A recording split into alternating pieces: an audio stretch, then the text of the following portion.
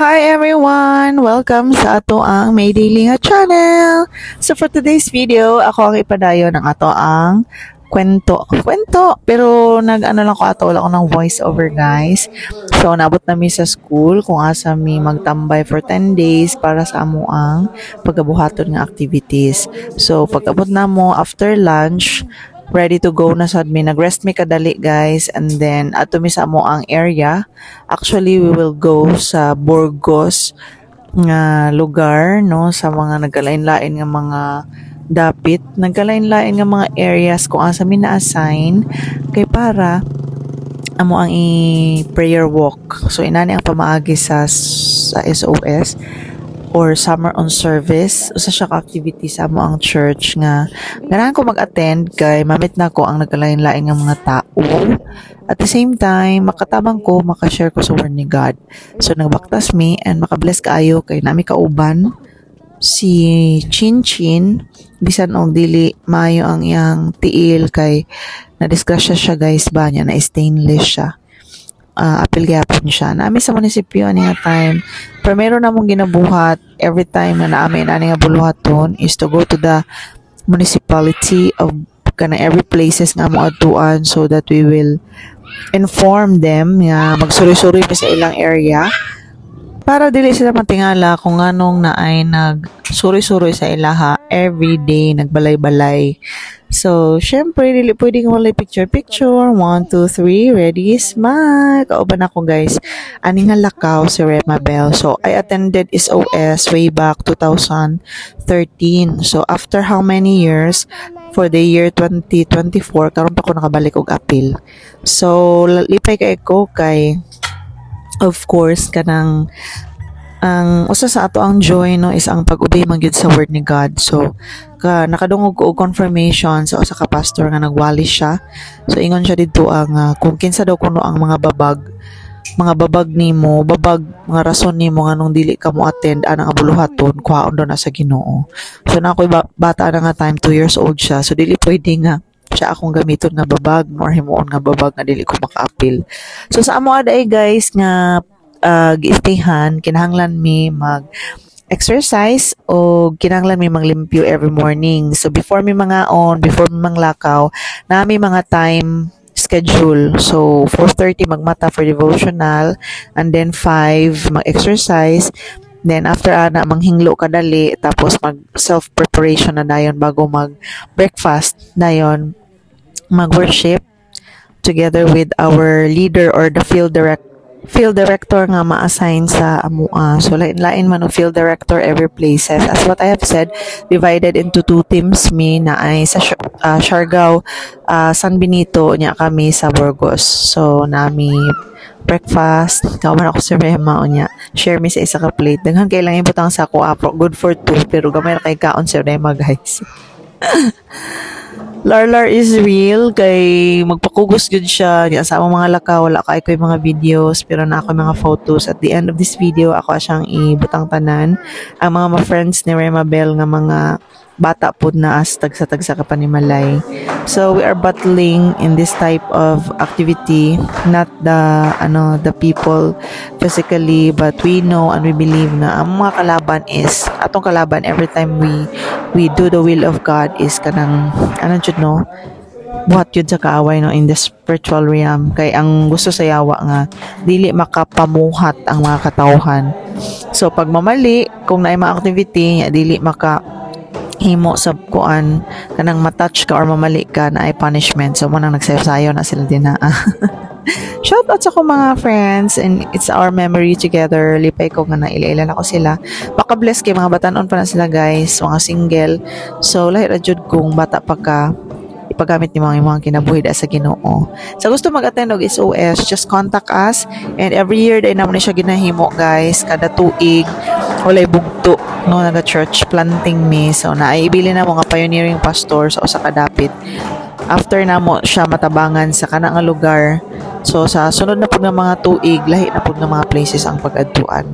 So dili siya kawang, dili siya sayang.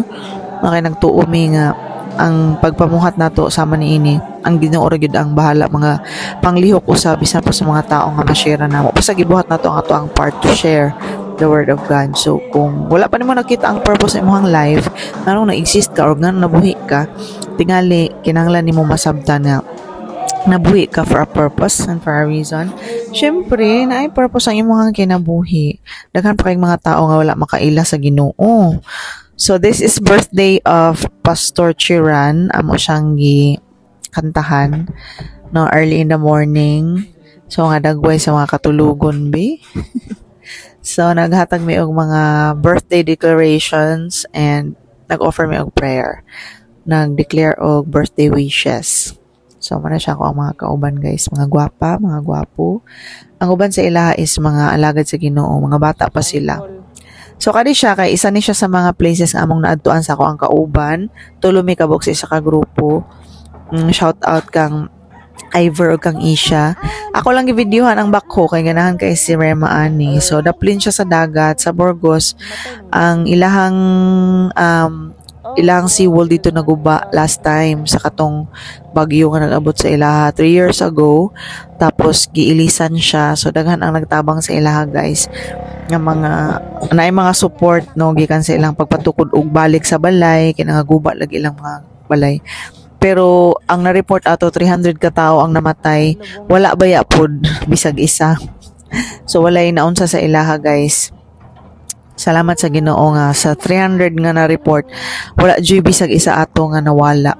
Dili to siya tinuod nga nawad-an silang 300 ka tawo din na. Ang ilang population na asa 600. Nindot ang ilang place kay limpyo, home, kanang fresh kaayo, kay daplin mo sa dagat. Nya, daghan ang mga foreigners nagaadto.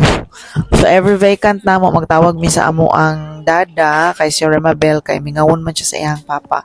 Sa istorya sila unya. Iyang mga kuya po makikisura sa iya pero usahay ra. So naami sa school. Salamat dahil sa teacher sa Burgos National High School nga nagpatulog sa amua, especially sa principal nila.